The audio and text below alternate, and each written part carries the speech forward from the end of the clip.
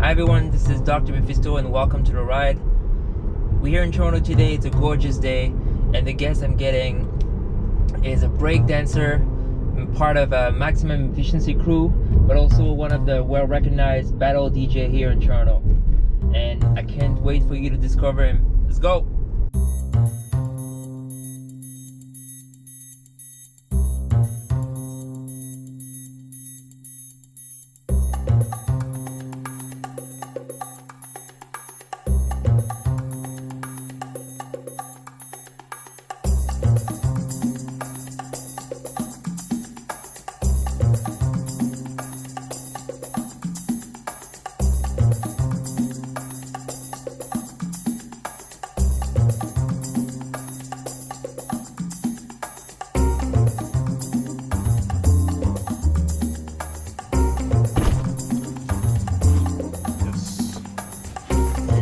Bad. What was it? You good? Yeah, man. Good to see you. Good to have you, man. Yeah, man. It's good to be on one of these. This is good. So how you been? Been good. Yeah. A lot of things happening. Just trying to stay busy. Just try to stay productive. You're still doing, okay, so just introduce you real quick for people who don't know you. Andy B Bad, aka B-Boy Handles, Maximum Efficiency Crew, repping Scarborough, Toronto. Wind Tour, massive. Blueprint for Life, Unity Charity. Man, there's so many other squads, but we'll just leave it at that for now. Yeah, so you B-Boy, but you also a DJ. You run that boat jam. Yeah, two for you. It's on our third year. Oh, really? Yeah. You starting the same time as I was saying? Yeah. It's ironic. It usually lands on the same days too. Yeah. Because I remember when it first started, we had the third Thursday, and then we changed it to the last Thursday. Yeah. No, that's Sarah. Sarah was doing Thursdays, but my parties they were on Fridays and now they're Saturdays. Right. Yeah. But Sarah was Thursdays with the what's it called House Orpheus. Yes, Sarah. Yes. Yeah, it's a small world because I met her separately from you through like mutual friends, and right. She's dope. So how this boat thing going? The boat's going well. It's it started off kind of just like getting like reaching out to certain people that are hungry to do like a battle against someone, like to call someone out or like an exhibition battle, and then it kind of grew. Like a lot more people got interested in it, and they wanted to get a chance to do a showcase or call someone out, and then it started off as like I guess kind of like a b-boy thing. Yeah, it's just a b-boy principle. Yeah.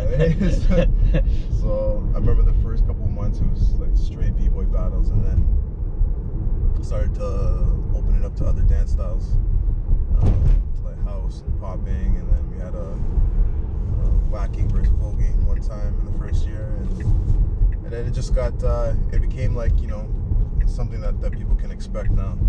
You never know what type of battle is going to be that night. Try to get as many interesting battles as possible.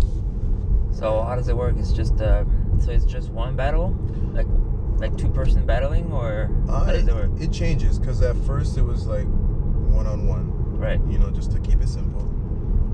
But then there's times where there would be like a duo that would want to call out another duo. Right. There's one time we had a full crew b-boy battle, like one full crew versus the other full crew, and so it changes. And I try to have like anywhere from 2 to 3 battles a night, just to give something for the spectators to watch. But it's like an exhibition battle, right? There's Yeah. no prize, there's no judge. No. Yeah. It's all for the community. It's all about the vibe. It's about testing people as well too. Right. Like just to level everyone up. If there's someone that you really want to get at, and it's gonna make you a better dancer. Like I try to set that up, and I try to make it worth their while. It's not. I appreciate a lot of people who have agreed to do these things for free, but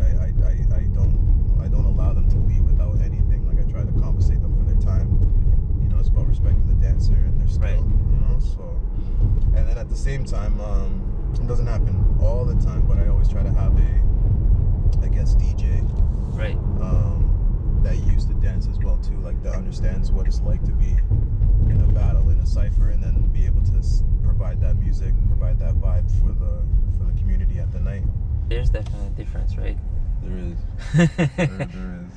And it's not a bad thing. I've always thought, like, if you're a dancer, you kind of have like a advantage over other DJs because you've felt the music first, and then now you're transitioning to play the music, so you understand like what the people would be expecting. You understand how to take them up, take them down, and right. And then you yourself, if you have a good selection, and you understand like how to DJ properly with different techniques and foundation, you turn out to be a really dope DJ like yourself. I don't know, but I definitely see what you mean, though. Yeah, it helps though. It helps a lot. So, okay, I gotta ask. So let's take a step back. So, how did you ended up becoming a DJ? Was it dance first or music first? It was dance first. So I started b-boying in '99. My first crew. Well, it's kind of weird because like the first crew that started to like teach me stuff was Maximum Efficiency, but I wasn't in the crew yet because I was garbage.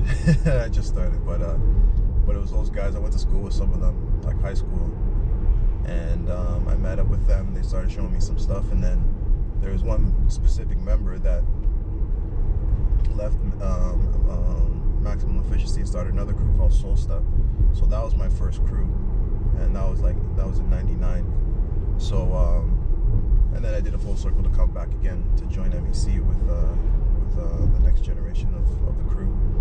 But what it came down to, I always loved music. I always loved hip hop, and I've always admired specifically DJs from Toronto, the DJs that spun all the competitions back in the day, all the party DJs. I've always admired them and really enjoyed like their music. And then it came down to a point where I wasn't enjoying myself battling anymore. Right. I didn't. Not to say the passion was gone, but to simply put it, like competitions just kind of like killed my vibe, like the way the atmosphere was, being judged by people, party vibe. The party vibe is just like, it was just off, and then I didn't really like. I wasn't too drawn to dance anymore. And then I remember being at a competition and just listening to the DJ play some songs for the battle and the cipher, and I was just like, what is this person doing? Like, does he know that we don't like to dance to Just Begun all the time and Mexican? And so in my mind, like, I guess like I have no right to judge the DJ, but I'm like, wow, like I could do a better job than this DJ because I know I don't like this music, and if I was DJing, I'd play something different. Right. So that's what triggered the whole thought process to be like, hey, maybe you should start DJing. And then and this was in 2010. Yeah, I remember when I met you. I remember coming to this house party at Shar's place, and you were DJing in the garage. Yes. And I remember you were doing this for a little bit, and you said, yeah, now I felt more confident to like actually start doing those parties and charging people and all that stuff. Like I got enough training now. Yeah. And the thing is too is like, because like I said, like I learned by watching some of like Toronto's finest DJs, so that's like I try to use what I watched and try to apply it like when I'm practicing on my own in my house, and then like step by step, like DJ in my house for my friends. We used to have like sessions at my house, so I DJ right for the sessions, so the crew would come over and practice, and then turn into like the house parties. Then we had a party, me and my roommate Clinton, he's also an MEC. We would throw house parties, and we named our house the Chocolate Factory. So we had Chocolate Factory parties, and those would always get. It was always crazy, but that was my beginning of like, okay, I'm spinning for people, the party vibe. And then the first b-boy competition I ever did was in Puerto Rico with my boy Rainier. Went to go visit him, and this is without Serato, so I was freaking out because I was still new and still like kind of shy and stuff, but I spun like a couple of battles with like the vinyls that I brought, and then from then I'm like, it's not so bad, you know. I trust in like, you know, like what I learned, what I try to like, the knowledge that I kept in from watching other DJs from Toronto, and then everything got more comfortable, and then I started to do more jams, more battles, and then I got hired to do more parties, and I just kind of learned on the fly, and then when the opportunity came up for me to actually DJ with some of these great DJs from Toronto that I've always looked up to, I was just like, oh wow, like I guess I'm on the right path. Like if I'm able to like DJ beside these people that I've always like looked up to, you know. So Right. So who are those people? oh man, there's a lot, but and I know I might forget some names, but there's Grouch, there's DJ Serious, there's DJ Dopey, rest in peace, Son of Soul, DJ Fase, K Wonder, even Fathom. I'm gonna forget some, but those group were the ones that DJ'd most of the b-boy jams or the breaking jams back in the day. So I would always remember them. And then when it came to parties, like those DJs as well. But then there's guys like Mensa, Dirty Dale. Started from scratch even, you know, and Scratch Bastard. There's so many. I can't. I know I can't even remember so many names. Sweet Touch Foundation. Royale, Big Jacks. Wow, there's so many. Like from Down One. Oh man. So you think the discipline that comes with that's required for b-boys, and did you like find a way to transfer it to do you think it actually helped with your, you know, path and the DJ skills, you know, yeah, DJ learning? For sure. A lot of the mentality is transferable. Well, in hip hop in general, like you can from one element to the other, you can take certain like principles and stuff and transfer it to another element. So a big part of it is foundation. You know, if you know the basics, you know, you build up on the basics and get better at it, then you're able to advance to like more intricate stuff and try to create your own style. Same thing applies with the dance. You know, you learn the basic movements. You know, you understand your body, and then you follow the music. DJing is almost exactly the same. You know, you have the techniques of just basic mixing, you know, basic scratching, and then you develop combos, and then you put it together and present it in a musical form, and it also engages the bodies and makes people dance. You know? So I think it was like I said, as being a dancer for 10 years before. 10 years before I started DJing. I just used that whole like feel, like how a song would make me feel in any atmosphere. It's in a party, or if it's dinner, if it's a battle, a cipher. Like there's different moods that I tap into from my own experience, and then transfer it to being a DJ. Right. And then that's how.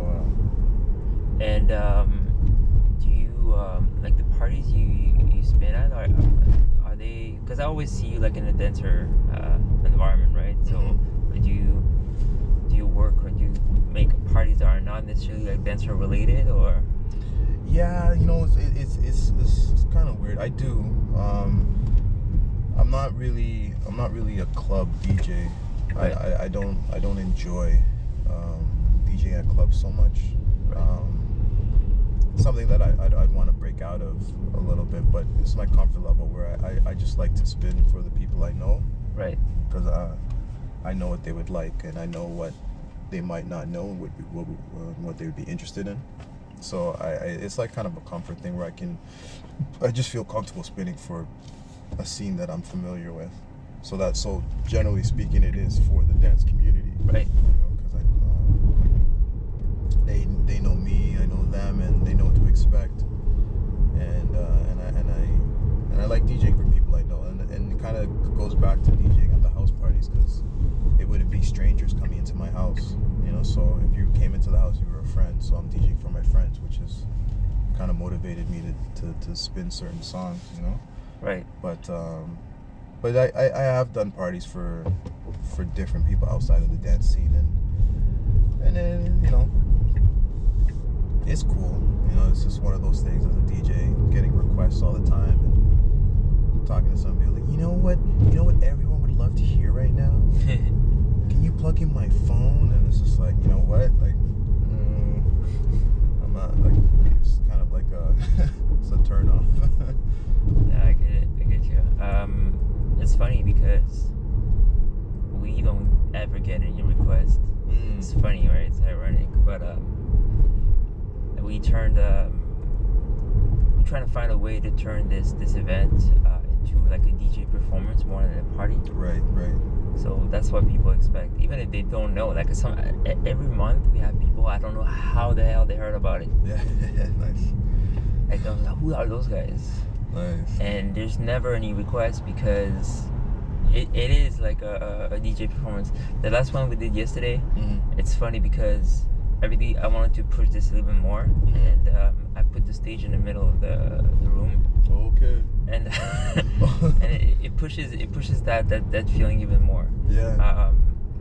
And okay, it also had another advantage is that, well, it's not understandable from a b-boy point of view, but it kind of like cut the cipher effect. Yes. I see how it happens that way, because there's something about, like, it's kind of like a criticism at most of my parties, because a lot of the times dancers are there, especially some like a lot of b-boys, because I'm a b-boy as well, and it's like the b-boys would take over the dance floor regardless of like what music is playing.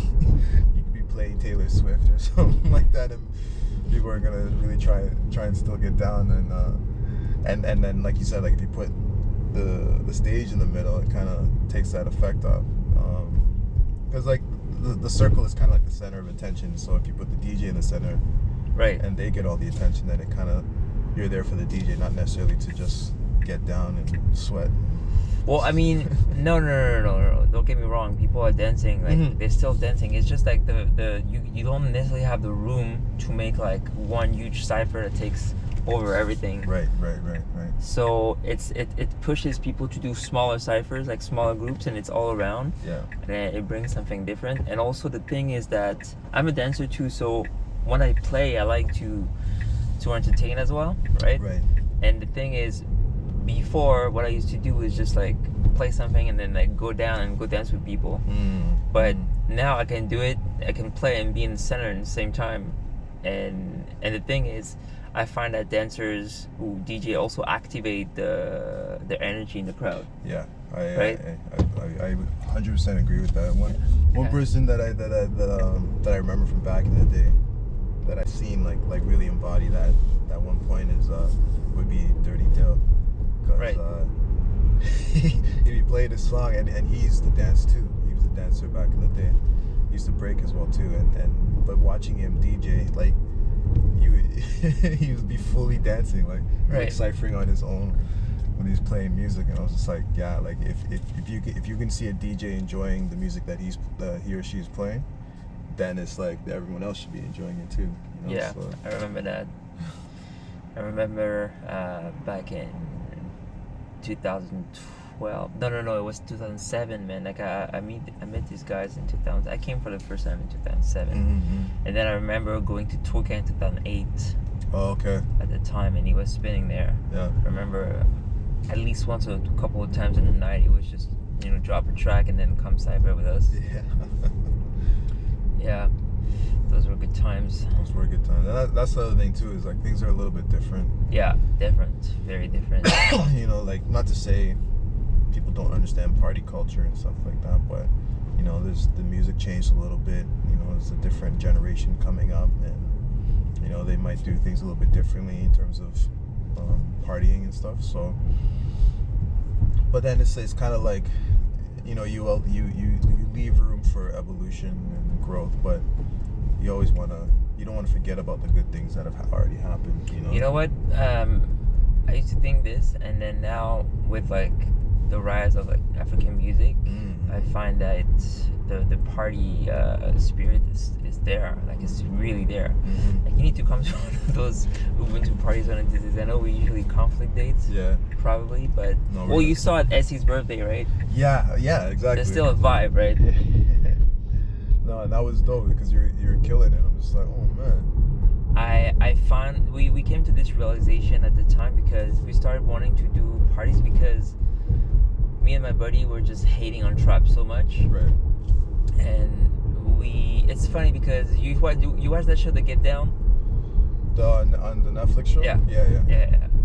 It's funny because this kind of activated a lot of stuff in my mind. Like I was DJing stuff, like I was DJing events before I had like controls and everything, but this really made me want to like put some more effort into turntable. Mm-hmm. And what was I gonna say? We just made the parallel between disco and trap and hip hop and Afro. Oh, okay. That's the realization that came. Well, like this is gonna take over. Yeah. Because Right. like trap, like hip hop became so commercial. Yeah. And I don't know, like we had the same feeling. I definitely saw the transfer between those two situations, and we wanted to kind of like, because the African music was so underground. Mm-hmm. At the time, it was like it was really community oriented, and we wanted to build something where people were gonna come and dance. Basically, everything around dance, not necessarily about where you come from, Right. your color, whatever. Right. We wanted to build it around dance. And I guess like as the Afro music starts to get more popular, Right. you know, it's almost every genre of music kind of goes through this thing where it's underground first, you know, it starts to build a movement, you know, starts to get a little bit more hype, and then the masses like kind of grab it, and then, you know, it turns into pop music because it's popular, and then it might, not to say that it'll die out again, but then it's just like there's people that kind of jump on the bandwagon and jump off, but because it did draw in some new people, there's people that will hold on to that and love it forever, like how people love hip-hop forever, you know. So but then the thing is like being a DJ, there's rules, I guess, or there's guidelines, but then there's kind of like no rules of what you can mix one song to another with, you know. There's endless ideas, so and I guess that's the challenge for the DJs, like how versatile can you be with your music to attract so many different groups of people to all vibe at one time, you know. Like mashups, you know. Scratch Bastard is really good at that, just taking anything and then mashing it up with something, and then like creating that vibe where it could be an Afro beat, but then you're mixing it with, I don't know, trap or what, I don't know, you know, there's endless possibilities, like, you know, there's musical like structures and stuff that make it easy to mix with each other, but, you know, if as a DJ, if you're able to manipulate it and present it in a way where it kind of, you know, shocks people, or, you know, gets people like excited, and that's what you do, because you can't, like, a lot of times, like when you go to a party, you only hear trap, you're like, okay, like I'm done, or you only hear hip hop, it's like I'm done, you know. Like, you have to it's a good thing to, but that's the thing of a lot of DJs don't take those risks, you know, like to mashups, like it's like freestyle, right? Yes. It's live experience, and a lot of people want to have everything prepared, not let anything to surprise, you know. And that's too bad. Like I actually I'm working on a project for a few months now to try to build some sort of like hub for artists, like DJ dancers and like rappers, singers, to push the freestyle, but in like a positive reinforcement way. Because a lot of the battles and everything, it's all good, but people are sensitive nowadays, man. Like they don't want to be judged. They want to have some sort of like positive reinforcement instead of being criticized, feeling like defeated, which I find it's very useful, you know, like to check your ego and everything. But positive reinforcement can be a good strategy too if people are too sensitive. But no, I agree with that too, because I think everyone needs to understand that things in life, you know, like if you want something, like it might not come so easy. So you have to put in work for it. But you know, so if you do need to work on your craft to be, you know, on top, you know, you're gonna have to go through some criticism. You're gonna have to challenge someone. You have to level yourself up somehow. And just the way hip hop is, it's about the battle. It's about the challenge. Like it doesn't have to be. You don't have to take it personally. You know, like dancing, for example, or breaking. Like I can call someone out and battle them. And end of the day, it's like, you know, there's no hard feelings. I'm just trying to test you. And one of the main reasons why I'm going at you is because I think you're good. It's not like I'm trying to pick on you or anything like that, right? You know, so it's a certain perspective people have to look at it. You know, where there are gonna be some bumps and bruises, but you gotta just buckle down, know why you're doing it, surround yourself with the people who are just trying to motivate you, even if you might feel like they're trying to put you down. But it's a process, and through that experience, you understand yourself better. You understand why you want to do it, and then you're able to apply yourself in a way where it's clearer for you, and you can be yourself rather than trying to impress someone or being like, oh, I have to play this music because, you know, I want that reaction from the crowd when I play a hit song. It's like, no, like, be confident in yourself. Like, you worked at it. You discovered something that can cause a reaction to the crowd on your own, and no one else, you know, you want to have that feeling no one else has done that. You know? Right. So, and that's a process. It doesn't come easy.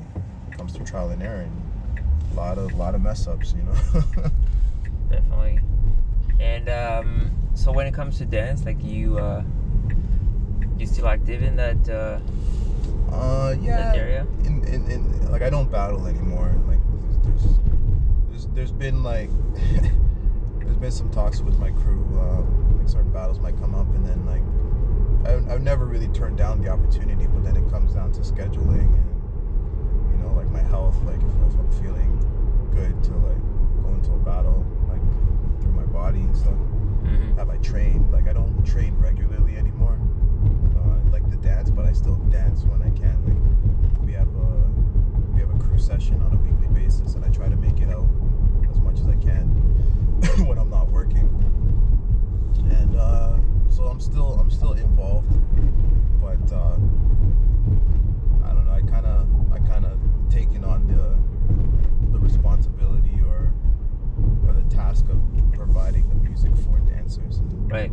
You know, more specifically for b-boys or breakers, because that's the background that I come from, and that's what I am comfortable with, and that's where I have my knowledge from. But at the same time, as a DJ, there's so much more to learn. So, and it's a lot of fun for me. So I get excited to learn different things, different types of music, how to mix it, and so it does draw me away from the dance. So, but I can still do my stuff. You know, most of my signatures, I can do them still. Isn't that a little limiting to like be constantly DJing for the breaking community? Yes and no.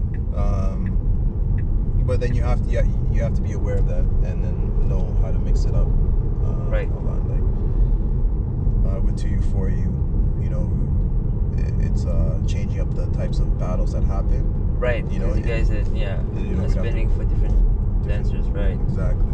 And then not just the battle, but the party that happens after the battles, because it's the whole dance community that comes, or you know, so it's different dance styles there. So I wouldn't want people from the house community and the whacking community to come to 2U4U and only listen to break beats right all night, you know. So I understand that it does seem kind of limiting, but it's but DJing for the dance community, like there's a lot to learn to play like current relevant music. Yeah. You know, so that's always an ongoing thing. The dancer mainstream music. Yeah. And even breaking out of that too, like I started doing all style battles back in the day too. That was kind of the other thing that I tapped into when I first started DJing, is I'd get hired to do the all style jams, and like I noticed for myself, like there's like a few like mainstream dancer songs where I guess, like, you know, for the all style or hip hop community, like and I'm like, it's like I'll never play them again because they were played so much. You know, like no disrespect, but like you know the Missy songs. You know, you have the Busta songs. You know, you have the Pharrell, the J Button, like all those songs from like early 2000. Like, Bump It Up. yeah. I can't deal with this anymore. Oh man, I'm guilty of it too because I remember like there's many jams I'd rinse that, and but I get it though. You gotta refresh your library all the time, you know. I remember that you were the first person like that I heard playing Sean Price in Toronto. Really? Yeah. Oh my god. Yeah. Was it Boom Baye? Yeah. Yeah, that song. I love that song. That song is. That's one of my favorite songs. Rest in peace, Sean Price. Oh my gosh. But then that's not even me. Like I find out about Sean Price and all of his more current music before he passed, like from other DJs in Toronto. So Mars. It's just those songs are hard to pull out for people who don't dance. It's true. It's very difficult. It's a challenge, but you could do it. But it's one of those things where it's like, if you play that song, maybe you know you don't want to really follow it up with the same type of sound too long because, like you said, if the crowd doesn't necessarily vibe with it or know how to dance to it, that you don't want them standing still, type thing, right? So yeah, I'm really trying to find a way to insert certain track when it's possible that are more complex. Right. And yeah, there's like a certain level of complexity that I know people are not gonna understand. Right. Even especially for house, I house a lot of repetitions, but I have a lot of songs that are not repetitive at all. Okay. And if you don't know the song like dancers usually do, like it's very difficult to take on. And people will be like looking at you, like, what the fuck is this? What are you doing? Actually, that reminds me of, I saw a meme, and it was it was like some people on the dance floor. They have like this weird look, like, and it's like they turn and look at the DJ like what are you doing? But then the meme goes something about the look you get when you play their favorite song 2 weeks before. Right. 2 weeks yeah. earlier. I saw that one. I saw that one. That's pretty funny. But it's true though, because like you said, people want to get spoon fed, or they want it like mapped out for them, where they go to a party and they know exactly how it's gonna go. But then as a DJ, like there are gonna be times where you play something and you might not get the reaction right away, but it could be simply because it's brand new. Right. You know, and you're the one that's introducing this vibe, this sound to them, to, you know, to figure out how to party to it or get down to it or how to vibe to it. So and that just comes with trial and error. Like, you know, that's the other thing that's interesting about DJing, and even with turntablism, like with like Grouch and Dopey, when they come up with some of their routines, I've seen them do some routines recently, and like it's not easy, you know, like everything's like manually, like this is how I want it to sound, and it doesn't follow like a typical sound that people, or a song that someone would be like, oh yeah, like I know how to dance to this, but you have to listen. So and I think that's what DJs kind of have to do is like stop people and make them listen a little bit, and then, like, you know, get into the vibe of it. Well, actually, talking about this and going back on the get down, Mm-hmm. the one thing that it made me realize at the time is that, and thinking of like Cool Herc and all that stuff, is what is missing nowadays is the educational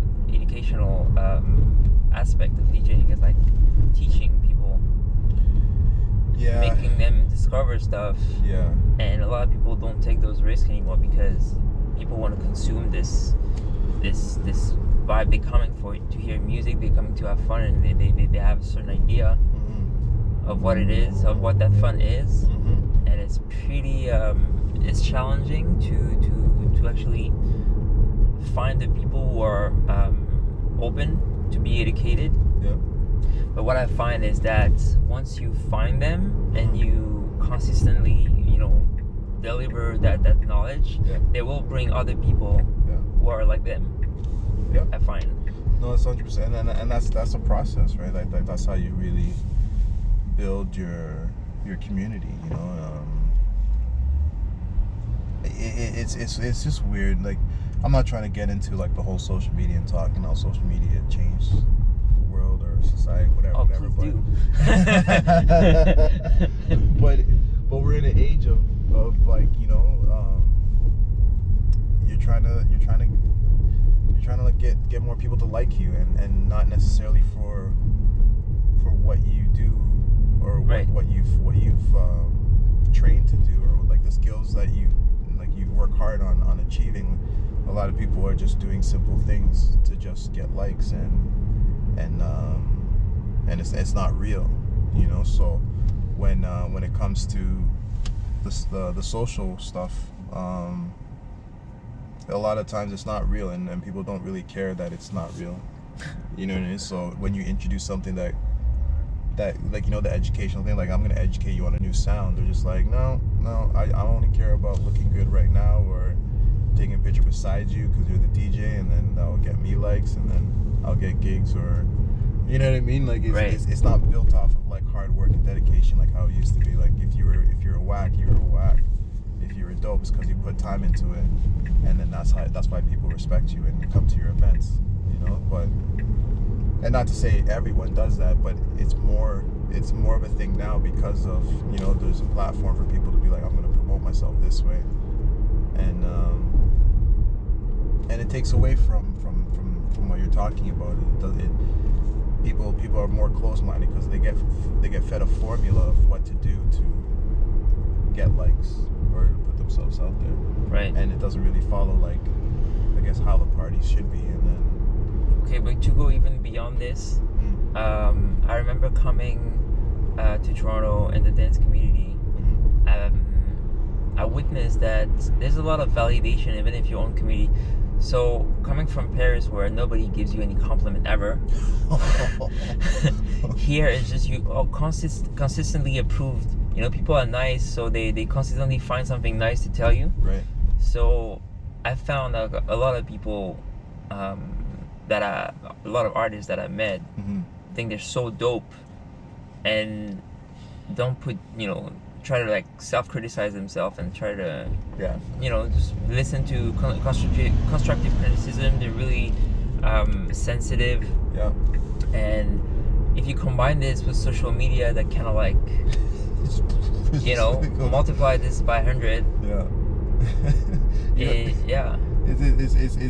It's kind of like, and that's something that I kind of, well, I not to say that I got it easy, but like I said, I learned by watching, and how other DJs like really made it for themselves. So at a point where you heard the term bedroom DJ, right? Where you just DJ at home, and you're only DJing for yourself, or you're only DJing for a couple friends. Like, I was in that mode for a while because that was comfortable for me. Right. But then there has to be a time where you have to look out for other feedback outside of your circle of friends, because these are your friends. They're gonna be like, yeah, man, you're the best. Yo, you killed it, yo. And there was a time where, like, I'd have to look at my boys and be like, are you sure? Because, like, in my head, I'm like, I messed that up. I messed this up. I messed that up, you know? So are you all just telling me something good just to make me feel good? But then it's like, then the way to, like, cancel that out is to step outside of that circle and experience other people listening to your music, and then take in their feedback. And if it's good feedback, you're doing something right. If there's a little bit of suggestions or criticism, then you take that and learn how to get better. You know, so. I would find that breakdancing is definitely a place and a world where you can develop this mentality of looking for constructive criticism, because it's all built upon pain, right? Yeah. There's a big relationship with pain with breakdance. Yeah. And like to recover from your mistakes, because you hurt yourself. Yes. Right? Basically. So it's kind of a side note, but it kind of goes to what you said. Like, there's certain moves that I was never able to do. Right. And it was always because, like, every time I tried to practice it, I'd hurt myself. Right. And then every time it takes so long to heal, and I'm like, man, forget this move, and I just move on to something else, you know. Right. But it's one of those things like if I took the time to learn how to do things properly, you know, then I'd actually achieve it. And then that's the lesson. Like my body's telling me like you're not doing this right. Right. You know, you have to do this properly so you won't hurt anymore. But yeah, there's a few moves I just like. Nah, I'm not doing it. I'm not gonna say the move because then I'm just gonna out myself. You can be like, yo, you can't do that. Could have sworn you can do that this whole time, and I'm like, nah. I'm not gonna spill the beans. Yeah, it's not I was gonna compare break to boxing, but To boxing? I mean in terms of like that's different. Like because you know when you're a boxer, like from what I understand, like you a lot of boxers are really successful are people who went through like a lot of shit, and Right. because you need to have this mentality of like fighting Right. to make it, you know, to get out of the struggle, and I find that breakdancing, like you need to go through the pain. Yeah, you know, and it's yeah, like I agree, and it kind of goes with everything, but boxing is a good example where, you know, like it's literally a fight, and that can be a metaphor or be a symbol of life. You know, you're gonna go through a lot of hardship, but it's like, are you gonna keep fighting to get to where you need to get to? You know, there's obstacles that are always placed in front of you. For like in boxing, there's gonna be a fighter across from you, and if you want that win, what are you willing to do to get that win? And a lot of times it's hard for people to tap into that mentality when they've never really gone through struggle, or if everything was handed to them, they might not really understand what's necessary to how to dig deep and, like, you know, work hard and Right. and get that achievement, you know. So a lot of, and like you said, it's not that it's unfortunate, but you know, a lot of boxers, they do come up from, like, you know, disadvantaged situations and from the hood, poverty, whatever, and then that fight or that struggle that they're going through, they use that to fuel them. Be like, no, I'm not trying to have my mom starve no more, so I'm gonna, like, do what's necessary to be successful, to take care of my family. You know, Right. there's motivations to help drive people that way. But yeah, I guess that's the good thing about hip hop, because it doesn't matter about the school you went to or how rich you are. It's how much you're trying to invest in yourself, and then you're part of the culture, like as a participant, as a what's the word? Well, you're active. You know, you're relevant. And then you being relevant, you're contributing to the culture. You're contributing to the city as a whole. So when you're doing something and someone from, I don't know, Miami sees you, and then, like, oh, that person's from Toronto, and then you're representing your city. Right. So you're a part of the culture. So then it's almost like a responsibility that you have to take on, where it's like, I have to rep my city. I have to rep my, you know, my people, like, properly. So That's funny because I personally don't really have this mentality. Like, I guess it's because I come from somewhere else, right? Right, So, right. but I guess it's one way to look at it, because me, especially, like, I didn't create this, and a lot of the stuff that I do is from what I learned from other people, and right. and like I just shouted out a bunch of DJs' names that I look up to and I've learned from, and I wouldn't want to go out and then have people be like, wow, Andy B Bad sucks. Like, who do you learn from? Grouch. Nah, but Grouch is dope, and this guy's, you know what I mean? So it's something that I take on, where it's like, Right. I'm a representation of the people that I've learned from. So it's to honor them. I try my best to do my best. And there's this mentality also here to represent your city. I mean, like, it's funny because now when I go to Montreal and they talk about how Toronto sucks for parties, like, nah, man, there's stuff now. No, it's true, and like you said, it's underground too, right? Like people from, that's the other thing about Toronto, is a lot of the times when outside people come to Toronto, they don't really know where to go to right away. Right. You know, so you have to tap into. It's really hidden. That pipe. Yeah, you have to tap very into the hidden. And it's kind of a good thing, you know, because it keeps it interesting, and it keeps people wanting to like search for these parties instead of everyone like, oh, here's a party and here you go, and you know it's yeah, best things are hidden. Yeah, right. You have to work for it, and then you probably enjoy it more, like when you put in the time to like investigate, like where's this party? I heard about this, and you know you gather your friends and you all go out, and then like, yes, we found it. Oh, this is dope. I'm coming back again. Yeah, because it's funny because in the city, once something accessible, it's not interesting anymore. It's true. It was one of those. That was something I was battling with when I started to throw events. You know, everyone's like, yeah, you know, have your party on a Friday night, have your party on a Saturday night. You know, I'd come out, and I get it because that's like the weekend. You know, people have time off and stuff. But I started to think about it, and because like 2U4U is mainly focused on the dance community, to have like give a space for them to come out and just vibe and socialize and stuff. There is an element of like you have to work, or like there's a certain like commitment to like come to this party, right? You know, because if you really want to be in this atmosphere with these people, which is your people, you know, it can't just be easy all the time, right? You know, it's like if you really want it, you'll make time for it, and it's not. I get it, people have to work on Friday and stuff, but you know, it's there, and things don't come easy all the time. And when people show up, it's a great time, and people remember that. And you guys have such a dating mentality, playing hard to get, eh? In a sense. Exactly what it is. It's like if you really want this, you know, you gotta show and prove. Sounds familiar? Yeah. You know, I don't. Yeah, a lot of things are transferable to other things.